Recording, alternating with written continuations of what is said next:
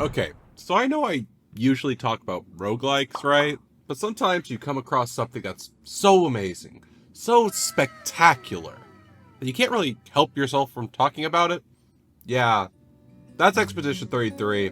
As I've played that game 3 times on my own, given that it's only been out for like, I don't even think half a year. Yeah, I might have a problem.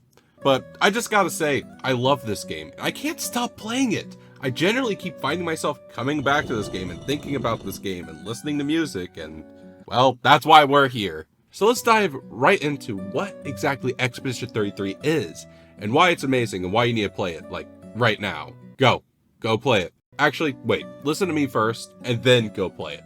But all that aside, let's dive into what exactly Expedition 33 is.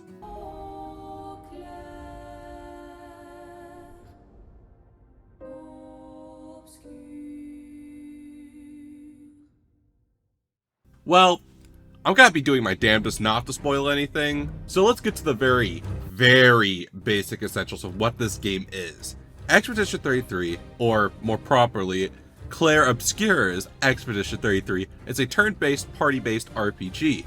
I would say JRPG, but it's made by a French studio, and the music's in French, so FRPG? Yeah, well, let's go with that. But inside Expedition 33, you'll play as a party of 3.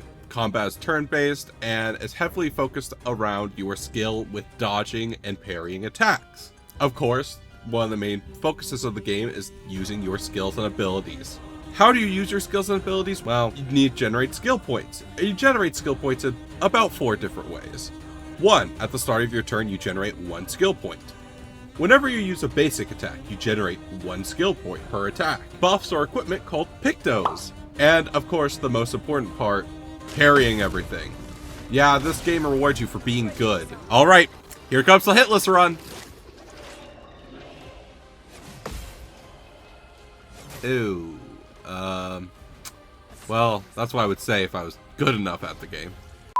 You could also dodge, but that doesn't really generate any skill points, unless you have specific upgrades, like those pictos I mentioned, which also give a basic stat increase, along with their special abilities, like crits on burns. I totally didn't ever do a burn build, by the way. Also, each character has their own unique gimmick and passive, which really defines how you play that character, which is honestly really cool. Also, you should tell me what your favorite character is when you play the game. But going from general gameplay to game overview, you are part of an expedition team going out to hunt down an entity called the Paintress that's been, we'll say, causing problems. So you and your team go to this other continent to try and find your way to take her down. But along the way, you'll be exploring a lot of different areas. From weird forests to interesting caves, you'll find a menagerie of interesting and beautiful locations. Have you ever wanted to see what it was like to be underwater, but on land? Well, now you can!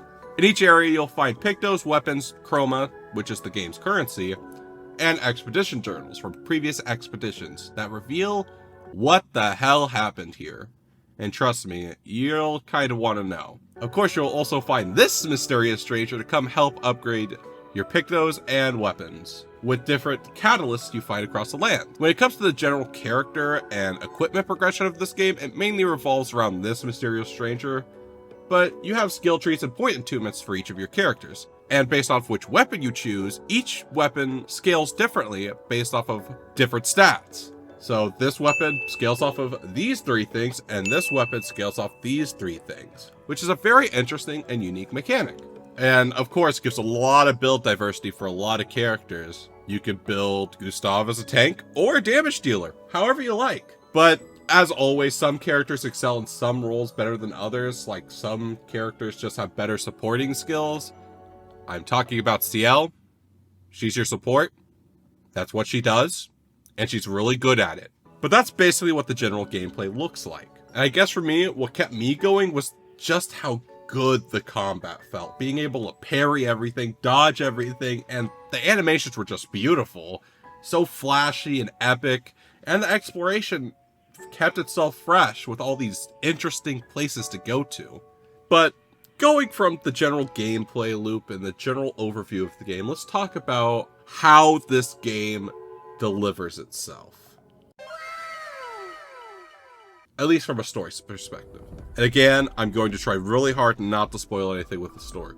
But I feel like how the game delivers itself is one of its most powerful attributes. The game reveals itself in a very slow, deliberate fashion, in such a way that you don't really know what's going on or what this world is until you know. And I think it's very interesting that way. But not just that, how the characters mingle with each other. You have so many scenes of just learning how these characters, their histories with each other, how they grow with each other, and just how they interact is so interesting. And you learn that a lot of these characters aren't quite what they seem until you get it. And let me tell you, you will know when you get it. You'll get that aha moment, that eureka. And that's one of the most important things about this game. Expedition 33 has so many unique twists and revelations that you'll encounter that is truly mind-blowing, your entire world being flipped upside down. I found myself starting to catch on to something I thought that was going to be a major plot point, but like I said, it wasn't quite as it seemed. And it's honestly not something you could really remotely guess, unless you're just better, I guess, but I'd be surprised. And I feel like that's just the true masterpiece of how this story is told. And let me tell you, this game is an emotional roller coaster. The characters feel very real with how they act and how their dialogue, and it just hits just right.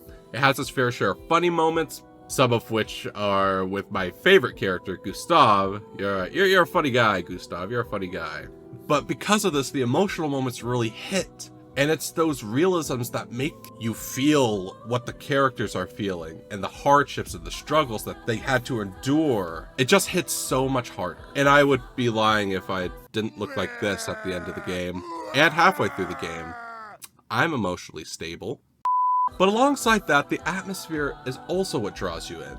And it's like I said before, these crazy, magical, otherworldly places that you visit. But let's get to the overall musical presentation of this game. And oh my god, Mark, you gotta work overtime. Like, this is insane.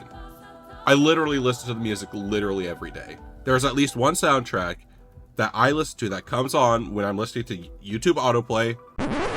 Yeah, I listen to music on YouTube. What are you gonna do about it? But literally, there's so many songs in this game that I love, and I think they're truly beautiful. And I think the true beauty of the music in this game is that a lot of the soundtracks actually tell a story within it, and it's just true musical genius. Maybe my musical taste is just hot ass, but how this game delivers itself through its soundtrack, it's almost like a narrator talking through the emotions, the struggles, the hype moments, the ups, the downs.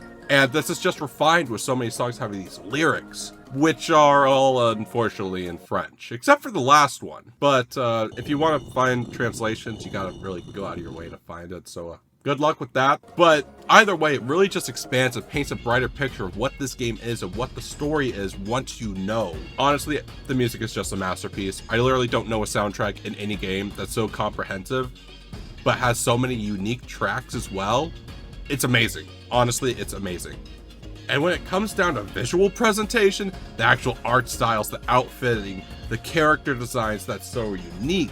And can we just talk about the UI? Okay, the crazy thing about the UI is, I can't say too much, but it's so polished in just how they introduce it and how everything's named and layout. It makes so much more sense once you get your aha moment at the end. And I'm just gonna leave it to that, and you'll get to it when you get to it. Trust me, everything will make more sense with how everything looks and how you look and how you're affected by different afflictions. It just all makes sense. It'll all make sense, I promise. And that's one of the most important things. Everything just makes sense in this game. The gameplay makes sense with the story, and the music ties in with the gameplay, and the visualization ties everything together in this grand revelation that you're just gonna get to later in the game. And it's beautifully woven like a beautiful tapestry. Now let's talk about the ending, because this game will destroy you. It'll turn your entire world upside down. Every assumption you had, gone. Everything you knew, gone. It'll make you really think. I know for me specifically, I just had to sit there for a good 10, 20 minutes, and it'll get me going on the actual ending. The ending. You know what? It wasn't even the ending. It was the final fight. I was just left there, sitting there for like 10 minutes, flabbergasted, and a little broken. And let's not even go over what I looked like at the end of the game. Ugh, not my brightest moments. Yeah, Anyways, Oh, I guess I should also mention, this game is kind of fucking difficult. Especially if you try to parry everything like I did. Pro tip, use the dodge button. I didn't figure that out until like my second playthrough, and let me tell you, stuff hurts. But that's part of the joy. Get good, I guess. Cranky's advice. But let's get to the end.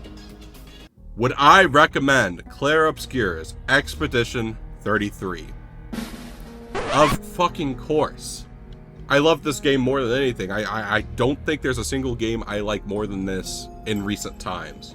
If you love turn-based RPGs with actual challenge that doesn't handhold, a crazy exploration, we're talking Xenoblade Chronicles vibes, you'll love it. If you like games that'll emotionally wreck you, you're gonna love it. I'm still not okay. If you like parry-based combat that really rewards skills, I feel like hell, Elden Ring players, you'll probably love this game. Story that flips your entire worldview? We got it! If you like one or more of anything in that category, this game was made for you. It's like $60 on Steam, or Epic Games, I guess, if you use that. Or free on Xbox Game Pass if you have it. So go play it, beat Act 1, then come back and tell me how you're feeling. It's fine. We're fine. So yeah, I'm back, I guess. I'm trying. I can't promise when the next video will be, but thanks for watching. Subscribe if you want to see more games that may or may not be a roguelike at this point. I don't know. I love this game. I couldn't help myself. And I'll see you in the next one.